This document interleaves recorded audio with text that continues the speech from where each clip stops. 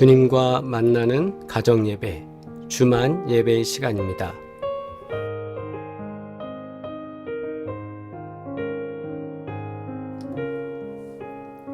우리의 인생 가운데 평안을 주시옵고 하늘의 보화를 누리며 살 수 있도록 우리 삶을 주관하여 주시옵소서.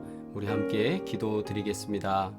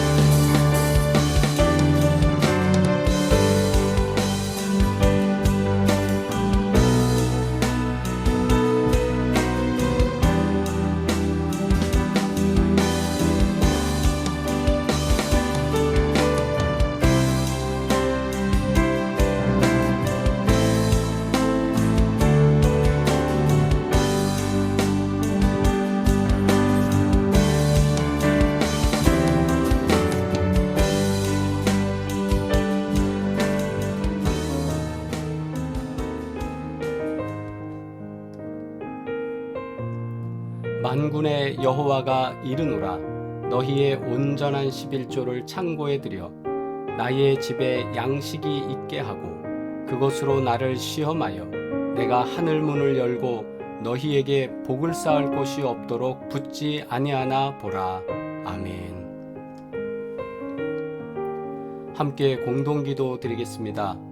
우리에게 복을 주시며 날마다 일용할 양식으로 먹이시고 돌보시는 하나님 아버지의 크신 사랑에 오늘도 감사하며 주의 이름을 찬양하옵나이다.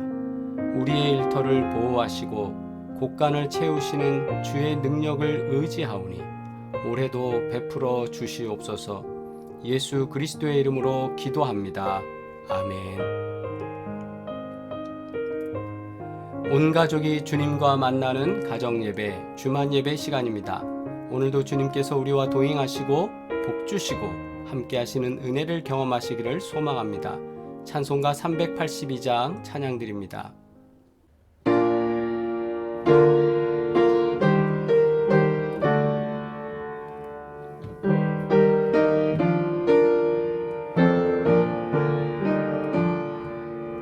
녹은 심 걱정 말아라. 주 너를 지키리. 주 날개 밑에 거하라. 주 너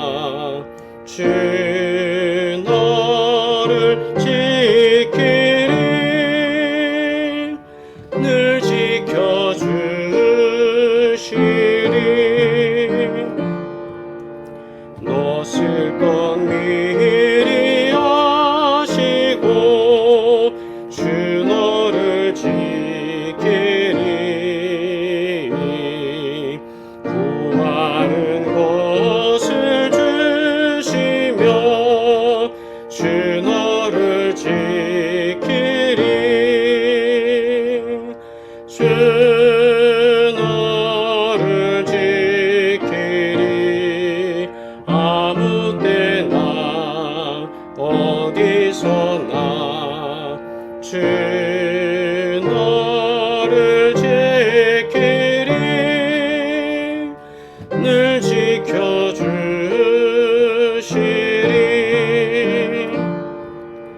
어려운 시험 당해도 주 너를 지키리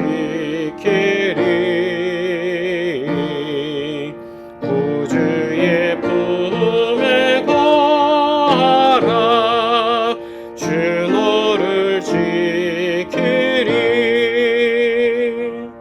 주 너를 지키리 아무 때나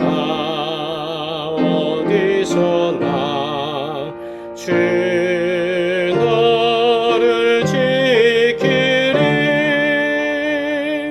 늘 지켜주시리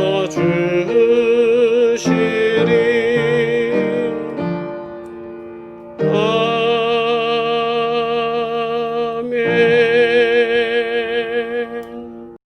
주님의 기도 드리겠습니다. 하늘에 계신 우리 아버지여, 이름이 거룩히 여김을 받으시오며 나라가 임하시오며 뜻이 하늘에서 이루어진 것 같이 땅에서도 이루어지이다.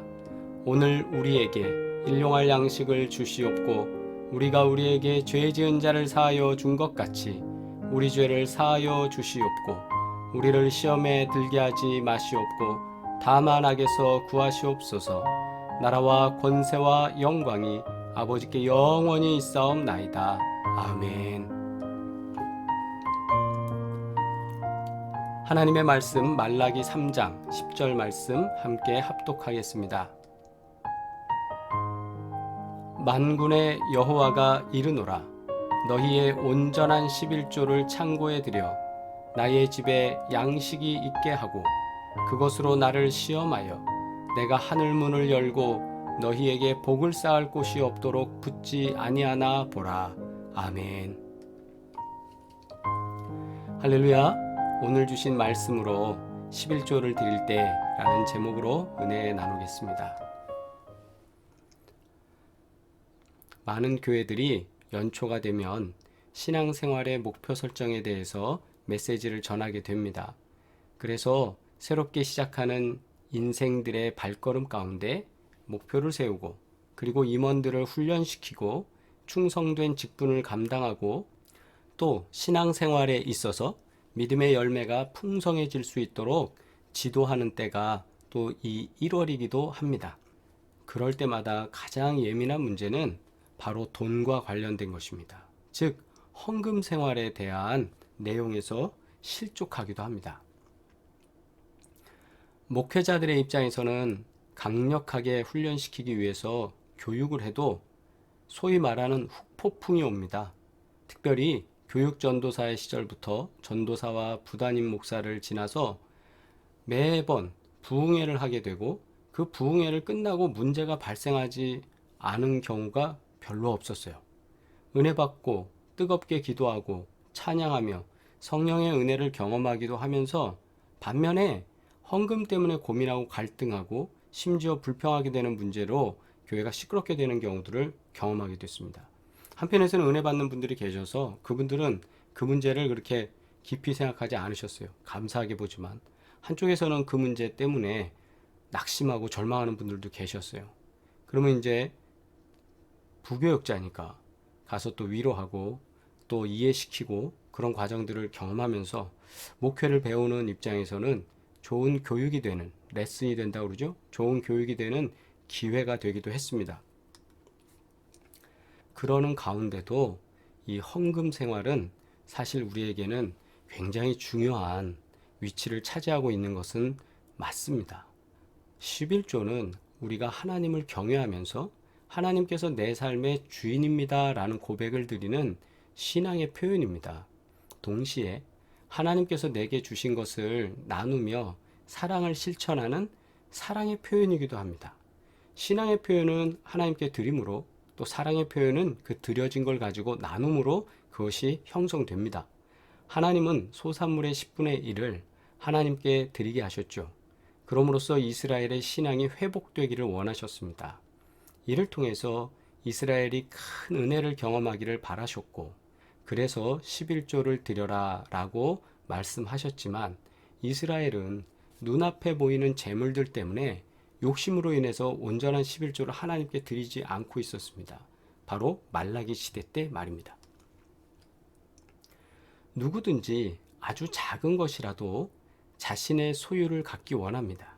하지만 자신의 것이 생기면 그것에 만족하지 못하고 새로운 무언가를 가지고 싶어하는 욕심을 품게 됩니다. 이것은 어린아이나 어른이나 상관없습니다. 즉 욕심의 속성은 끝이 없습니다. 마태복음 6장에서 예수님께서는 하나님과 재물을 함께 섬기지 못한다고 말씀하셨잖아요. 재물에 대한 욕심을 경계하셨기 때문입니다. 인간이 품은 욕심이라는 것은 하나님보다 자신을 먼저 우선시하게 만듭니다. 하나님을 자기 삶의 풍요를 위한 수단으로 전락시키기까지 합니다. 이것은 이방신을 섬기는 것과 똑같죠. 빌고 빌면서 자기한테 채워주기만을 바라는 거죠. 결국 자신의 욕심으로 타인을 돌아보거나 배려하지도 못하게 됩니다. 심지어 하나님을 바라보지도 못하고 끝이 없는 욕심에 빠져 살게 됩니다. 그러나 한번 우리 이렇게 생각을 바꿔보세요. 자녀들이 엄마, 아빠, 나 이거 필요해요 라고 부탁할 때 있죠. 또 자꾸 그거 갖고 싶다고 욕심낼 때도 있어요. 이럴 때 어떻게 하십니까?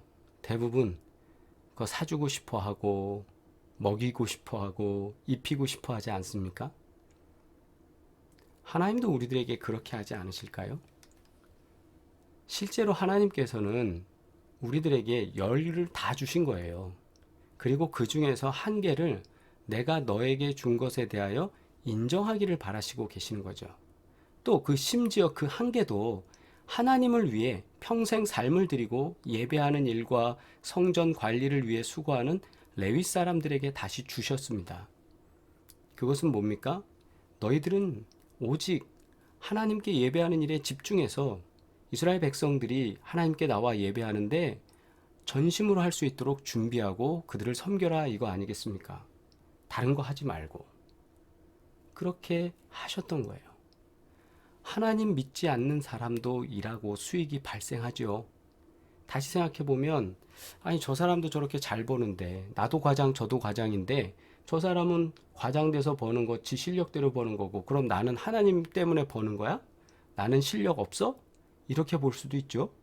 그렇게 얘기하는 친구들도 있었어요 예전에. 그런데 잘 생각해 보세요. 똑같이 버는 것은 수입은 같을지 몰라도 수입이 들어오고 나가는 것, 즉 뭐냐 하면 하나님이 채우신 다음에 그것을 통해서 그 사람들이 병원비와 그 다음에 유흥비와 또 이런저런 걸로 나가는 것과 하나님이 나가는 거를 보호해 주시면서 채워주시고 평안하게 해주시는 것과 차이가 있지 않을까요? 여러분 그런 것 한번 보신 적 있으신가요? 주님께서 평안을 주시고 창고에 들여주신 것과 비교가 될 수 있을까 이 말입니다.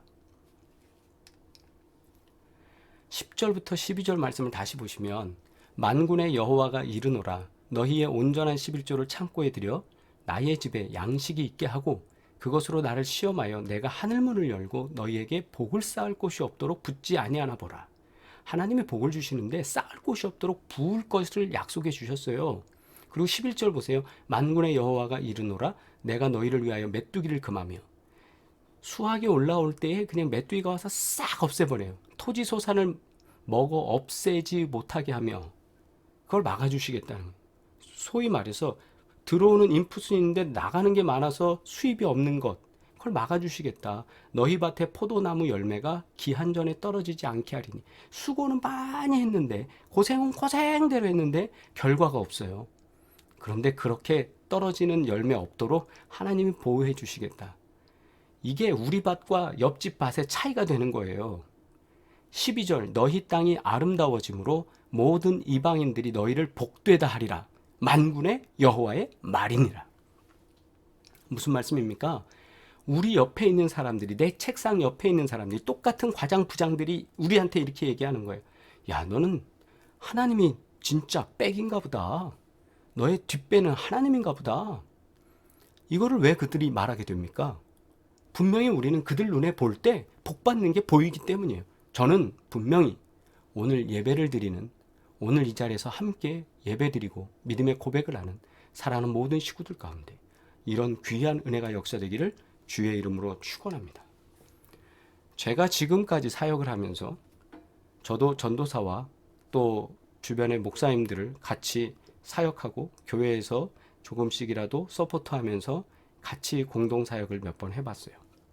그러면서 저도 고민하게 된 일이 있는데 뭐냐 하면 목사와 전도사도 11조를 드리지 않는 분들도 계시더라고요.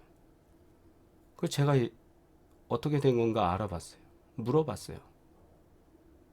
자기는 수입이 없대요. 살해받는 것 이외에. 그럼 성도들은 어떻게 하나님께 이렇게 헌신하냐? 당신 기본 자세가 안 됐다. 결국 그분들과 관계를 끊을 수밖에 없었어요. 왜냐하면 목회자로서 기본적으로 자기가 11조를 안 하면서 어떻게 성도들의 11조로 살아가려고 합니까? 욕심이라는 건 하나님의 은혜를 경험할 때 사라지게 돼요. 욕심이 사라진 자리에는 나눔이 들어오게 됩니다. 하나님의 은혜를 경험하면 재물도 하나님의 나라를 위해 쓸 수 있도록 내려놓을 수 있어요.